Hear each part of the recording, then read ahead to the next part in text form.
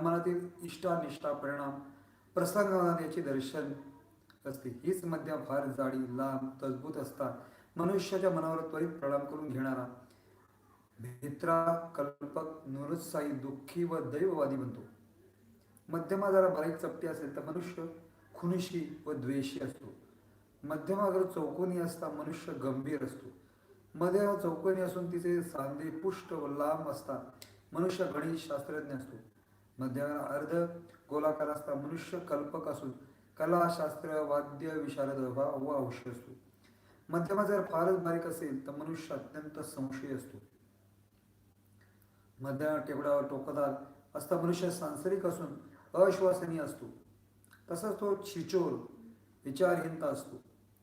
तशात त्या मस्तकरेषा लहान असतील तर तो निर्लज्ज व फसव्या असतो. मध्यमा टोकदार असून मन अंगुठा लहान शुक्र टेकडी उठावदार असेल तर मनुष्य नेहमी